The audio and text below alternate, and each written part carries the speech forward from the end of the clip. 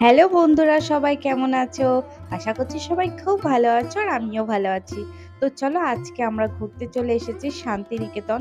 তো শান্তিনিকেতন কি ঘোরার জায়গা আছে আর কেমন তোমাদের সবকিছু আমি এই ভিডিওতেই জানাবো। তোমরা পুরো ভিডিওটা দেখতে থাকো। আশা করছি তোমাদের ভিডিওটা ভালো এখন লাগবে। আমরা যাচ্ছি কঙ্কালী তলায়। চলো তোমাদের দেখাচ্ছি।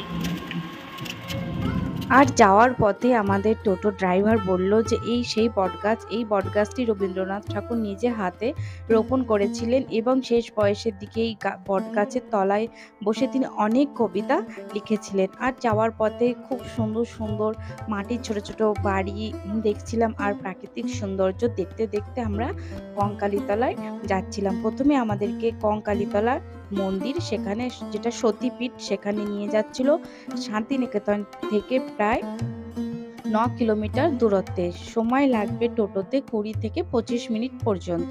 আমরা একটা টোটো ভাড়া করে নিয়েছি, আমাদের জন প্রতি পড়েছে 100 টাকা মাথা পিছু। আমরা এই কঙ্কালীতলা মন্দিরটিতে পড়েছিল মায়ের কাখাল, একটা কুণ্ডুতে পুকুরে পড়েছিল। এই মন্দিরটি সতীপীঠ বলেই যে বিখ্যাত, আর এই মন্দিরটি খুবই জাগ্রত। তোমরা এখানে এসে অবশ্যই শান্তিনিকেতনে এসে এই মন্দিরে পুজো দিতে আসতে পারো। আর এত সুন্দর পরিবেশ, তোমরা চলো ভিডিওটা দেখতে থাকো, তাহলেই তোমরা দেখতে পারবে। মন্দিরে ঢোকার দুধার দিয়েই আছে প্রচুর দোকানপাট। এখান থেকে তোমরা 50 টাকা থেকে শুরু করে ডালা কিনতে পারবে। খুব সুন্দরভাবে ডালা সাজিয়ে দেওয়া হয়, ফুল ফল ধূপ বাতাসা ইত্যাদি দিয়ে সুন্দর করে ডালা এখান থেকে দিয়ে দেবে তোমাদেরকে।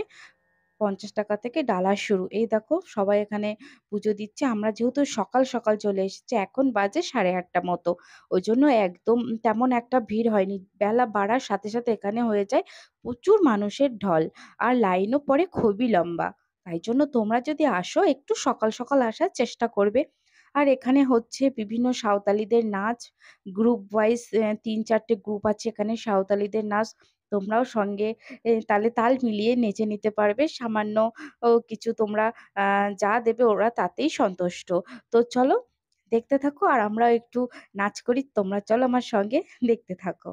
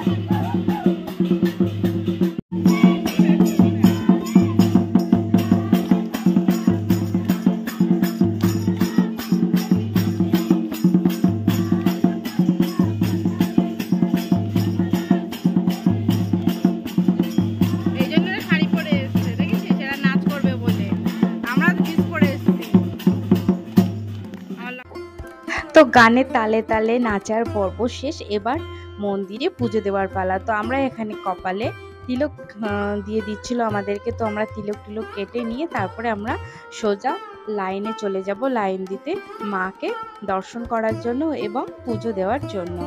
আমরা তো দেখতেই পেলে কতটা সুন্দর প্রাকৃতিক পরিবেশ, একদম গাছের ছায়া, শীতল, খুবই বড় একটা এলাকা আর খুবই সুন্দর পরিষ্কার পরিচ্ছন্ন। এখানে আসলে অনেকক্ষণ তোমাদের সময় কাটবে, তোমরা বুঝতেই পারবে না। হাতে একটু সময় নিয়ে তোমাদেরকে সকাল সকাল এখানে চলে আসতে হবে। এখানে নাচে গানে জিনিসপত্র দোকান, মাকে পুজো দেওয়া সব কিছু। কোপাই নদীর ঘাট এখানে বিশেষ, যেটা রবীন্দ্রনাথ ঠাকুর কোপাই নদীর নিয়ে যে কবিতাটি লিখেছিলেন, সেই কোপাই নদীর ঘাট আছে মন্দিরের পেছনেই। সবটা তোমাদের সাথে আমি শেয়ার করব, তোমরা পুরো ভিডিওটা দেখতে থাকো।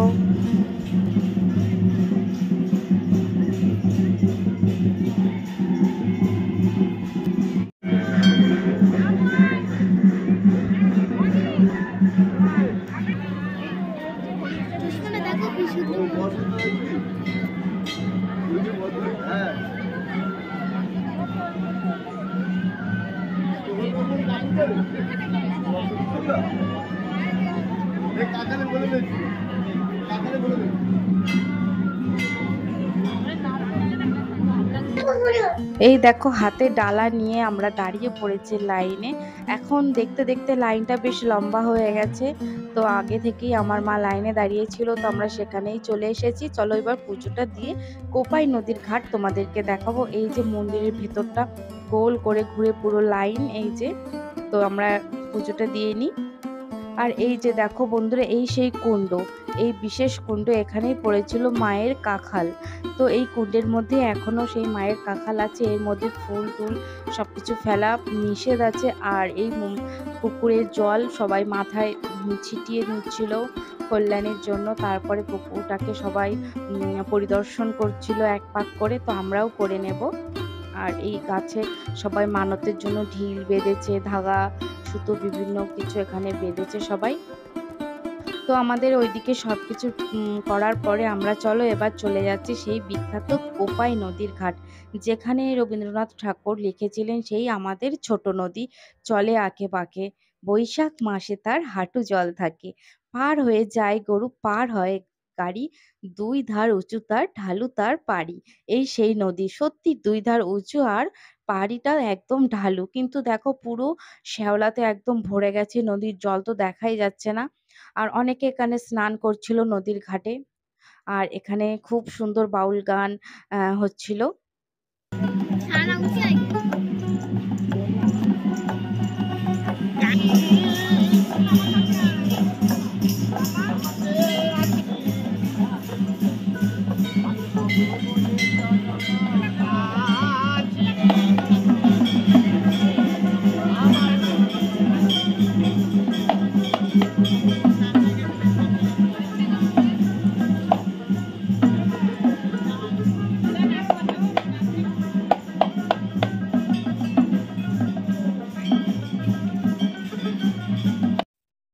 আর এটা মন্দিরের সামনে দিকে বটগাছের নিচে আর একজন বাউল খুব সুন্দর মনোমুগ্ধ করা বাঁশির সুর সবাইকে মাতিয়ে রাখছিল। এত সুন্দর লাগছিল এখানটায় দাঁড়িয়ে দাঁড়িয়ে বাঁশির সুরটা শুনতে, তাই জন্য তোমাদেরকেও একটু শোনাচ্ছি, তোমরাও শুনে দেখো। এত সুন্দর লাগছিল ওনার বাঁশির সুরটা, ওনার গলার সত্যি সুর আছে।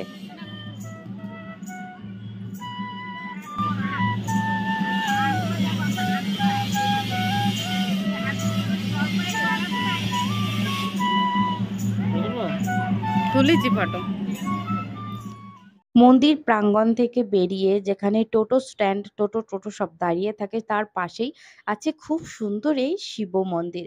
এত সুন্দর শিব মন্দির, শিবের, পার্বতী, আরো বিভিন্ন দেবদেবীর পেন্টিং এই মন্দিরের গায়ে দেখো আঁকা আছে। আর এত সুন্দর সাদা শ্বেত পাথরের মার্বেল পাথর দিয়ে এই পিলিয়ারগুলো খুব সুন্দর কারুকার্য করে ফুটিয়ে তোলা হয়েছে। তো সবকিছু দেখার পর আমরা ফিরে যাচ্ছি আমাদের অন্য লোকেশনে। আমাদের কঙ্কালীতলা মন্দিরে পুজো দেওয়া হয়ে গেল, দর্শন করা হয়ে গেল। দেখতে তো পেলে কত সুন্দর পরিবেশ, কত সুন্দর লাগছিল। এবার আমরা একটা অন্য লোকেশনে যাচ্ছি, চলো তোমাদের সাথে সেটাও শেয়ার করব। তো বন্ধুরা, এটা হলো উৎসর্গ। এটি একটি মিশন, নতুন মিশন এখানে একটা তৈরি হচ্ছে। বুদ্ধদেব, এই দেখো এখানে বুদ্ধদেবকে উৎসর্গ করে আরো বিভিন্ন স্মৃতিসৌধ এখানে আছে। তো এটি একটি মিশন, খুবই সুন্দর। এটা এত সুন্দর, বিশাল আকার, এটা খুবই বড়, কিন্তু গেটটা বন্ধ ছিল। যেহেতু এটার কাজ এখনো কমপ্লিট হয়নি, ওই জন্য এখানে এখন ঢুকতে দেওয়া হচ্ছিল না। তাই জন্য এটা বন্ধ ছিল, কিন্তু ঢুকতে পারলে আরো ভালো লাগতো। কিন্তু বাইরে থেকে দেখো এখানে খুব সুন্দর লাগছিল। টোটো আমাদের এখানে নিয়ে আসলো। আর গ্রামের এই কাঁচা মাটির বাড়িগুলো এত সুন্দর লাগছিল, লাল মাটির বাড়ি। দেখতে দেখতে আমরা আজকের ভিডিওটা শেষ করছি। দেখা হবে আমার পরবর্তী ব্লগে।